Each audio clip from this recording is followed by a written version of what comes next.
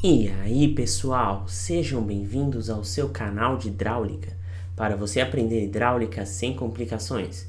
Já de antemão, eu peço que vocês deixem o like nesse vídeo, se inscrevam no canal, ative o sininho de notificações e se vocês tiverem qualquer dúvida acerca do conteúdo, mande um comentário aqui embaixo ou me sigam ali no Instagram e tentem entrar em contato comigo, beleza? Então, sem enrolar mais, vamos direto para a aula de hoje? Agora mesmo! Na aula de hoje nós vamos prosseguir com o conteúdo de transições localizadas e vamos voltar a falar sobre comporta plana de fundo fazendo outro exercício. Então o que a gente estudou até agora? Existem 3 problemas básicos de comporta. Claro, existem outros problemas, mas basicamente existem 3. A primeira coisa é, você tem uma determinada comporta aqui, beleza? E você quer saber qual será a vazão de acordo com a abertura. Então, eu tenho uma determinada abertura, qual vazão que será? Tudo certo? O segundo problema será o seguinte: eu tenho uma determinada vazão de projeto que eu quero passar por essa comporta, eu quero saber o quanto que eu tenho que abrir, ou seja, qual a abertura da comporta, para garantir uma determinada vazão. Beleza? E o terceiro problema é: qual é a abertura máxima da comporta? Por quê? Conforme eu vou abrindo essa comporta, vai saindo mais água por aqui. Então, a lâmina d'água jusante vai se tornando maior. Em compensação, a lâmina d'água montante vai ficando menor. Então, conforme eu for abrindo a comporta, a lâmina montante vai se aproximando da jusante, até que uma hora elas vão igualar. Quando elas se igualam, essa altura é a chamada de altura crítica e temos a abertura máxima da comporta. Beleza? Então vamos começar esse problema. Determine a abertura da comporta que suporte uma vazão de 40 metros cúbicos por segundo. Após isso, obtenha os níveis da água montante e jusante da comporta, dado a largura do canal, 2,5, coeficiente de contração 0,61. Ok.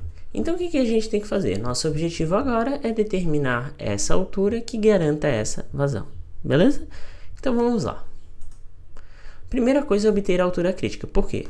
Porque sempre uma comporta plana de fundo, quando não é a abertura máxima da comporta, a lâmina d'água montante está no regime subcrítico, ou seja, H montante é maior que a altura crítica, e o H jusante está no regime supercrítico, ou seja, a sua lâmina d'água é menor que a altura crítica. Então, vamos obter a altura crítica para determinar essa separação. Então, numa comporta plana de fundo, a altura crítica é dada por 2/3 da altura do reservatório. Então, o reservatório é 6, 2/3 de 6 é 4 metros. Então, a altura crítica é 4 metros, ou seja, a altura montante é maior que 4 metros, a jusante é menor que 4 metros. Então, deixar o valor aqui. Agora eu vou obter a carga energética do canal. Quando nós temos uma comporta plana de fundo em uma zona de curta distância, o que acontece? Nós temos uma transição localizada, ou seja, não há perdas energéticas no processo. Porque se o canal fosse muito longo, haveria perdas e formaria um remanso aqui e um remanso aqui. E não é do nosso interesse. A gente quer que seja uma transição localizada, ou seja, que não varie a carga energética. Então, a carga energética do reservatório, que é a carga energética inicial, é igual à lâmina d'água do reservatório, porque o reservatório não tem carga cinética, entre outras coisas. Então, a carga energética do reservatório é 6 metros. Como se trata de uma transição localizada, a carga energética do reservatório é igual à carga energética montante da comporta, que é igual à carga energética jusante da comporta, que todas dão 6. Ok? Então, deixar essas informações salvas aqui. Agora, apenas por facilitar os cálculos depois para o método gráfico, a vazão específica. O que é a vazão específica? É a vazão dividido pela largura. Então, vazão é 40, largura é 2,5, ó. Temos que a vazão específica é 16 metros cúbicos por segundo por metro de canal. Beleza? Então, deixar tudo salvo aqui.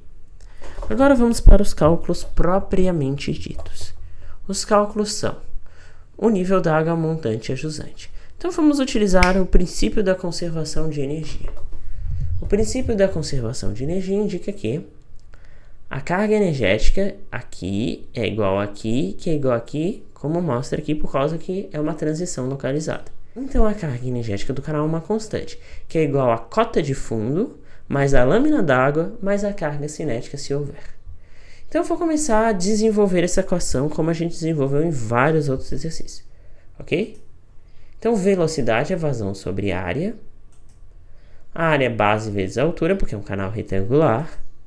E Qzão sobre Bzinho é Qzinho, ok? Só estou simplificando a equação. Eu vou multiplicar tudo por h ao quadrado. Vocês não precisam fazer, gente. Vocês podem tascar os valores de uma vez e começar a calcular, beleza? Mas é só para facilitar a esquematização, porque vocês vão ter que fazer isso indiretamente ou não. Então, multiplicar tudo por h ao quadrado, eu vou ter essa equação. Substituindo os valores, hzão é 6, zzinho, que é a cota de fundo, é 0, ok? Aqui h vezes h ao quadrado dá h ao cubo, e qzinho é 16, g é 9,8. Então, eu vou chegar nessa equação de terceiro grau. h ao cubo menos 6h ao quadrado mais 13,1. Se eu tascar isso num Excel, num computador, eu vou obter três resultados. Menos 1,33, mais 1,75, mais 5,58. Então, sempre numa equação de terceiro grau, nós temos três resultados. O que acontece? O primeiro resultado ele é negativo, então não faz sentido, não existe lâmina d'água negativa. O segundo resultado ele é positivo. E como vocês podem observar, ele é menor que a altura crítica. Ele é menor que 4. Então, ele é supercrítico. Já 5,58, ele é maior que 4. Então, ele é subcrítico.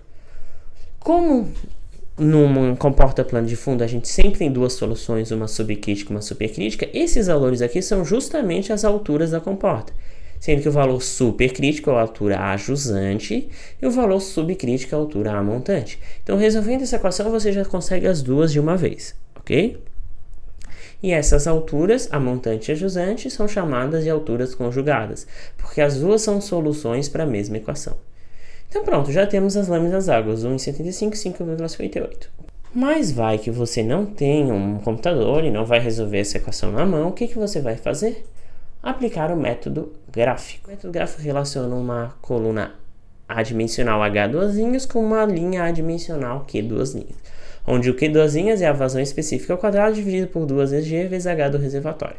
Então, o que diferencia uma comporta de outra é a altura do reservatório. Então, aqui eu estou diferenciando ela. Então, substituindo os valores, eu vou obter que o meu Q duas linhas é 0,060.